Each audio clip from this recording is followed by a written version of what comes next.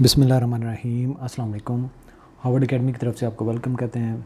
आज का हमारा जो सेशन है इसमें हमने OG2 जो assistant director equal to basic pay scale 17 के बराबर है, उसकी जो jobs female based State Bank of Pakistan ने अनाउंस की हुई हैं, उनके ऊपर हमने बात करनी है कि पेपर का पैटर्न क्या होगा, सिलेबस हम क्या कवर करने जा रहे हैं, तैयारी की क्या स्ट्रेटजी होगी। तो कई सारे ऐसे क्वेश्चन हैं जो नॉर्मली एलिजिबल पर्सन उसके माइंड में आते हैं। जितने भी स्टूडेंट्स हैं, जितने भी एस्पिरेंट्स फर्दर इसके लिए अप्लाई करने जा रहे हैं, स्टूडेंट्स इसलिए मैं कह रहा हूँ कि जो लास्ट सेमेस्टर में है, अगर वो 16 year education BBA BS based कर रहे हैं तो 7th सेमेस्टर उनके कंप्लीट है और 8वें सेमेस्टर में तो वो भी अप्लाई कर सकते हैं। और अगर कोई मास्टर कर रहे हैं MBA 2 ईयर्स या मास्टर सिंपल जो एलिजिबल हैं, उनका अगर लास्ट सेमेस्टर तो वो भी अप्लाई कर सकते हैं। सो इसलिए मैंने स्टूडेंट्स भी कहा, एस्पिरेंट्स जितने भी इसके अप्लाई करने वाले हैं, उनके जितने माइंड में नॉर्मल क्वेश्चन आने वाले हैं उनके सारे आंसर करने की कोशिश करेंगे। बाकी अगर कोई क्वेश्चन रह जाए तो उसको बाद में हम देख लेंगे। तो हार्वर्ड एकेडमी के प्लेटफॉर्म से ये हम सारी की सारी जितनी डिस्कशंस हैं, आप हमारे वेबसाइट को विज़िट कर सकते हैं जो यहाँ पे भी गिवन था। सबसे पहले तो पेपर जो आने वाला आपका ट्रिकी होगा वो किस लिहाज से कि इसमें जितनी क्वालिफ़िकेशन रिलेटेड मांगे गए हैं एस्पिरेंट्स जो इसके एलिजिबल होंगे, क्योंकि इसमें डाइवर्स क्वालिफ़िकेशन है। बिज़नेस एडमिनिस्ट्रेशन के जो लोग हैं, पब्लिक एडमिनिस्ट्रेशन के, इकोनॉमिक्स जिन्होंने पढ़ी हुई है, कॉमर्स हैं, फाइनेंस के हैं, स्टैटिस्टिक्स के हैं, डाटा साइंसेज में जिन्होंने किया हुआ है, actuarial sciences, accounting, computer science, information system, mathematics, human resource management, agriculture management और Islamic banking and finance, law, media and culture studies, philosophy and physics और ऑल रिक्वायर्ड क्वालिफ़िकेशन। ये वो क्वालिफ़िकेशन जो इसके लिए चाहिए।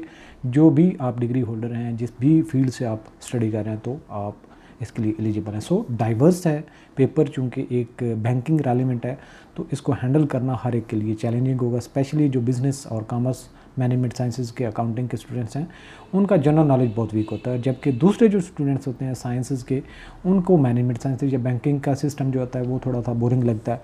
सो प्रॉब्लम है। तो इसको तैयार कैसे करना वो मैं लास्ट में आपसे डिस्कस करूँगा, स्ट्रेटजी क्या होनी है। तो डिटेल में जाने से पहले आपको बताते चलें कि बैच 1 की रजिस्ट्रेशन हमारी ओपन हो चुकी है, आप उसमें ज्वाइन कर सकते हैं। तो अब हम फर्दर जो अपनी तैयारी में सिलेबस का हमारा प्लान है, जो जो चीज़ें हमने कवर करनी है वो भी आपसे डिस्कस करते हैं। और नॉर्मली अगर आप पास पेपर देखें स्टेट बैंक ऑफ पाकिस्तान के, तो मोर और लेस इन्हीं चीज़ों में से आपके जो क्वेश्चंस आते हैं। तो पार्ट 1 हमने 3 पार्ट में डिवाइड किया है हिस्से को। जो पार्ट 1 है वो इंग्लिश पे कंप्राइज करता है, जिसमें इंग्लिश ग्रामर होगी, वोकेबलरी होगी, कंप्रीहेंशन, जैसे कि पैसेज होते हैं, पैराग्राफ्स होते हैं, उसमें से क्वेश्चन आपसे पूछे जाते हैं, उनका सवाल जवाब करना होता है। एंटोनिम सिनोनिम है, ये वोकेबलरी और एंटोनिम सिनोनिम एक साथ हमारे जो सेशन है उसमें कवर हो जाएंगे। इडियम्स होंगी और वन वर्ड सब्स्टिट्यूशन के रेलिवेंट क्वेश्चंस आ सकते हैं। क्योंकि ये NTS का पेपर है, इसमें NTS के रेलिवेंट कुछ स्पेसिफिक पैटर्न है वो भी आता है, वो भी हम कवर करेंगे। दूसरा पार्ट जो है वो जनरल पार्ट है, जिसमें जनरल नॉलेज है, बेसिक कंप्यूटर साइंस है या कंप्यूटर का नॉलेज है, बैंकिंग नॉलेज है, इकोनॉमी है, इंटरनेशनल ऑर्गेनाइजेशन, ये जनरल नॉलेज के रेलिवेंट टॉपिक आ जाएगा, इंटरनेशनल ऑर्गेनाइजेशन के मतलब। इसके अलावा जो NTS का स्पेसिफिक होता है एनालिटिकल, क्वांटिटेटिव स्किल्स और जनरल इंटेलिजेंस, इसमें से भी क्वेश्चन आते हैं, ये भी कवर किया जाएगा। Basic mathematics, current affairs, Pakistan affair, Islamic study, इसमें से भी क्वेश्चन पूछे जाते हैं। अब आ जाता है पार्ट 3 जो ज़्यादा ट्रिकी है, जिसको हैंडल करना हर एक के लिए आसान भी नहीं है। लेकिन ये पार्ट, एक फ़ायदा इसका ये है कि इस स्टेज पर अगर आपके क्वेश्चन कुछ कम भी आते हैं तो जब आप टेस्ट क्वालिफाई करेंगे फर्दर, आप इंटरव्यू के लिए इसमें से ज़रूर आपके कुछ ना कुछ आपसे पूछा जाएगा। तो आपका उस वक्त टाइम शॉर्ट होता है, अब आपके पास टाइम है। लेकिन यहाँ पे आपको बताते चलें, क्लोजिंग डेट से पहले ही आप तैयारी स्टार्ट करेंगे तो आपका बनेगा। अदरवाइज़ अक्सर औकात स्टेट बैंक ऑफ पाकिस्तान के जो टेस्ट होते हैं उनका जल्दी टेस्ट हो जाता है। तो स्टेट बैंक ऑफ पाकिस्तान का एक्ट 1956 का हम पढ़ेंगे, मनी बैंकिंग फाइनेंस को हम पढ़ेंगे।